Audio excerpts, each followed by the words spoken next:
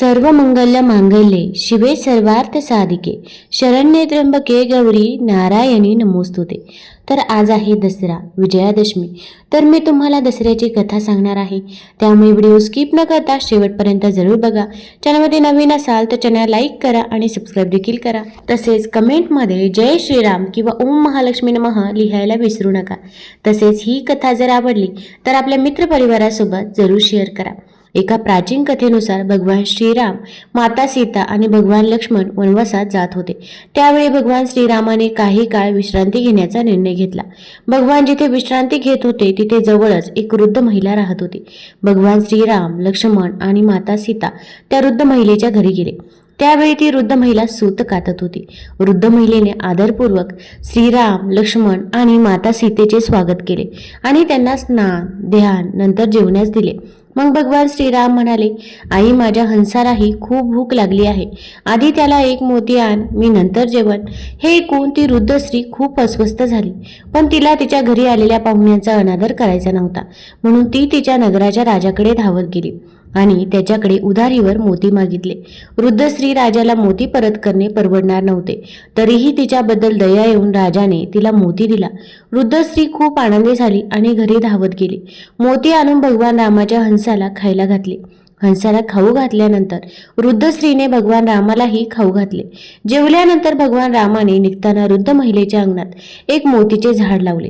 जेव्हा झाड मोठे झाले तेव्हा त्याला अनेक मोती येऊ लागले, पण वृद्ध स्त्रीला या मोत्यांबद्दल काहीही माहिती नव्हती आणि जेव्हा झाडावरून मोती पडत तेव्हा तिची शेजारी येऊन ते उचलत असे। एके दिवशी वृद्ध स्त्री त्या झाडाखाली बसून सूत कातत होती, तेवढ्या झाडावरून एक मोती पडला। वृद्ध स्त्रीने लगेच ते उचलले आणि राजाकडे नेले। तिच्याकडे इतके मोती पाहून राजा आश्चर्यचकित झाला। राजाने तिला विचारले की तिला ते कुठून मिळाले। वृद्ध महिलेने त्याला सांगितले की तिच्या अंगणात एक मोत्याचे झाड आहे। हे ऐकून राजाने ताबडतोब त्याच्या अंगणात ते झाड लावले, पण भगवान रामाच्या कृपेने राजाच्या अंगणातील मोत्याच्या झाडाला मोत्याऐवजी काटे येऊ लागले। एके दिवशी त्याच झाडाच्या काट्याने राणीच्या पायाला टोचले। काट्याने तिच्या पायाला टोचले, ज्यामुळे तिला खूप वेदना झाल्या। ती ओरडत राजाकडे धावत गेली। हे पाहून राजाने वृद्ध महिलेच्या अंगणात ते झाड पुन्हा लावले। भगवान रामाच्या कृपेने झाडाला पुन्हा मोती येऊ लागले। आता जेव्हा जेव्हा झाडावरून मोती पडत तेव्हा ती वृद्ध महिला ते उचलून सर्वांना देवाला अर्पण म्हणून वाटायची। वाल्मिकी रामायण सांगते की रावण हा महर्षी विष्टवा ऋषी पुलसाचा मुलगा आणि कैकसी राक्षसाची मुलगी होती। रावणाच्या जन्माची कहाणी समुद्र मंथनापासून सुरू होते। समुद्र मंथनातून मिळालेले अमृत पिल्यानंतर देव राक्षसांपेक्षा अधिक शक्तिशाली बनले आणि प्रत्येक युद्धात त्यांचा पराभव करू लागले। राक्षसांना काळजी वाटू लागली की यामुळे त्यांच्या संपूर्ण कुळाचा नाश होईल आणि राक्षसी साम्राज्याचा अंत होईल। मग राक्षसांमध्ये एकमताने करार झाला की एका राक्षसाच्या मुलीने एका शक्तिशाली पुरुषाला जन्म द्यावा, जो ब्राह्मण देखील असेल आणि राक्षसांच्या सांगण्यावरून देवांना लढून पराभूत देखील करू शकेल। हा विचार मनात ठेवून राक्षस राजा सुमाली त्याची मुलगी कैकसीकडे गेला आणि म्हणाला, मुली, तू आता लग्नाच्या वयाची आहेस आणि माझ्या भीतीमुळे लग्नासाठी तुझा हात मागण्यासाठी कोणताही योग्य व्यक्ती माझ्याकडे येत नाही, म्हणून राक्षस कुळाच्या कल्याणासाठी मी इच्छिते की तू पराक्रमी ऋषी विष्टवाशी लग्न करावे आणि एका तेजस्वी आणि शक्तिशाली मुलाला जन्म द्यावा। कैकसीने तिचे कर्तव्य पार पडले। तिच्या वडिलांकडून परवानगी मिळाल्यानंतर ती पाताळातून विश्रवा ऋषींना भेटण्यासाठी निघाली। कैकसीला पृथ्वीवर पोहोचण्यासाठी बराच वेळ लागला आणि म्हणूनच संध्याकाळी ती विश्रवा ऋषींच्या आश्रमात पोहोचली। जेव्हा त्यांची भेट झाली, येथे कैकसीने विश्रवा ऋषींचे चरण स्पर्श केले आणि नंतर त्यांच्याकडे तिच्या मनातील इच्छा व्यक्त केली। कैकसीचे बोलणे ऐकून विश्रवा ऋषी तिच्याशी लग्न करण्यास तयार झाले, परंतु त्यांनी कैकसीला असेही सांगितले की ती संध्याकाळी त्याच्याकडे आली असल्याने त्याचे पुत्र हे क्रूर आणि दुष्ट असतील आणि त्यांचे स्वरूप राक्षसांसारखे असेल, तथापि त्याचा तिसरा पुत्र त्याच्यासारखा सद्गुणी असेल। अशा प्रकारे विश्रवा ऋषी आणि कैकसी यांना रावण, कुंभकर्ण आणि त्यांची मुलगी शूर्पणखा यांचा जन्म झाला।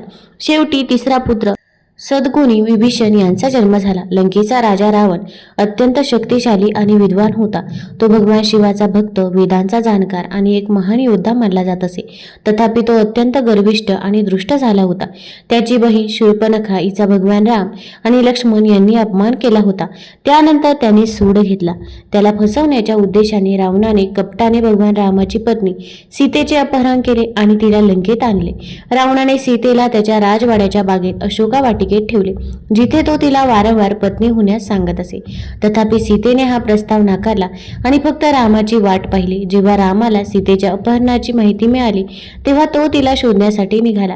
वाटेत त्याला हनुमान आणि सुग्रीव सारखे मित्र भेटले, ज्यांच्या मदतीने रामाने वानर सेना तयार केली.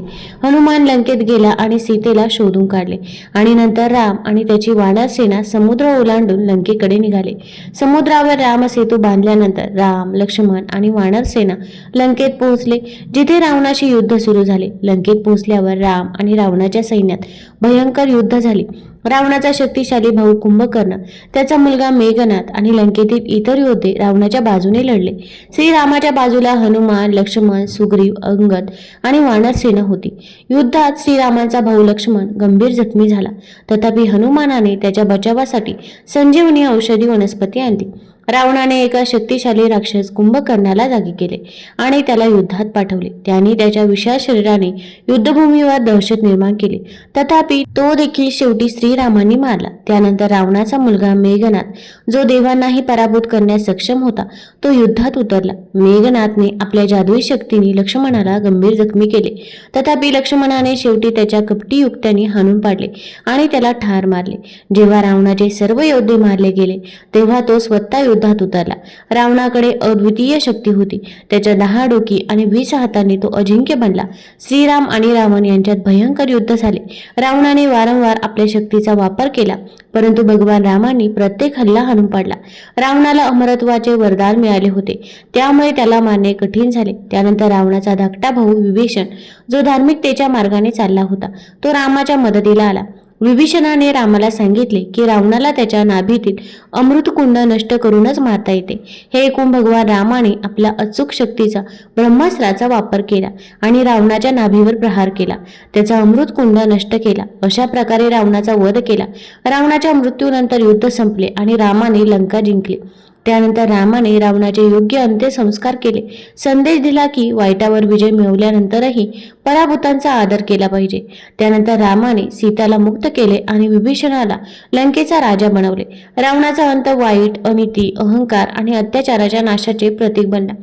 आणि रावणाचा वध आपल्याला शिकवतो की एखादी व्यक्ती कितीही शक्तिशाली, ज्ञानी किंवा विद्वान असली तरी जर ती त्याच्या अहंकार आणि अनितीमुळे चुकीच्या मार्गावर गेली तर त्याचं पतन निश्चितच आहे. रावणाचा वध करून श्रीरामाने संदेश दिला की सत्य आणि धार्मिकता नेहमीच विजयी होते.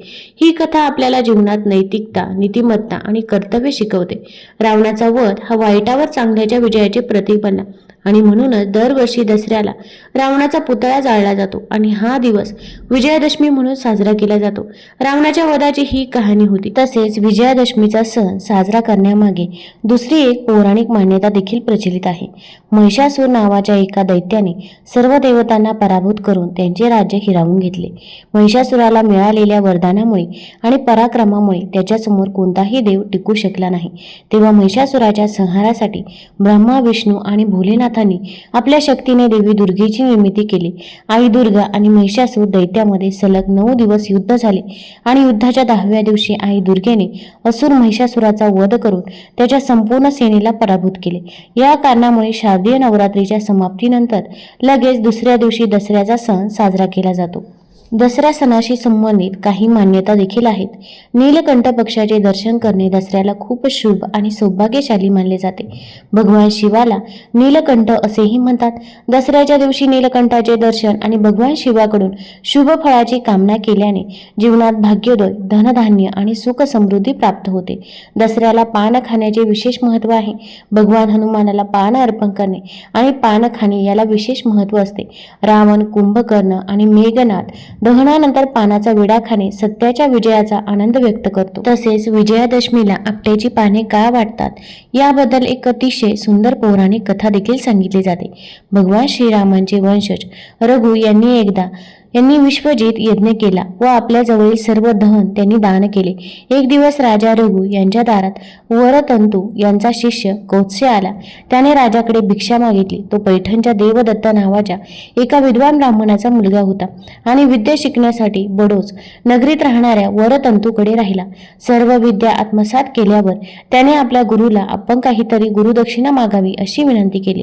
तेव्हा त्याचे गुरु म्हणाले, मी तुला कुठल्याही प्रलोभनाने विद्या शिकवली नाही असे वरतंतूने त्याला स्पष्टपणे सांगितले. परंतु तरीही कौत्स्याने त्यांच्याकडे काहीतरी मागण्याचा आग्रह केला. मग त्याने त्याच्याकडे 14 कोटी सुवर्ण मुद्रा गुरुदक्षिणा म्हणून मागितल्या. आपल्या गुरुला गुरुदक्षिणा देण्यासाठी कौत्स्य राजा रघुकडे सुवर्ण मुद्रा मागण्यासाठी आला.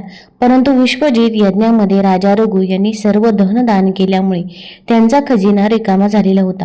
पण दारामध्ये आलेला अतिथी रिकामा जाऊ नये म्हणून त्यांनी इंद्रावर स्वारी करण्याचे ठरवले.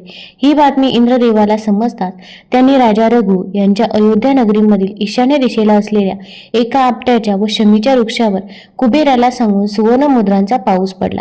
कौत्स्याने फक्त आपल्या गुरुला देण्या इतक्याच 14 कोटी सुवर्ण मुद्रा घेतल्या आणि आपल्या गुरुला गुरुदक्षिणा दिली. तो दिवस होता अश्विन शुद्ध दशमी. म्हणून विजयादशमीला आपट्याची पाने सुवर्ण म्हणजे सोने म्हणून वाटण्याची प्रथा देखील आहे.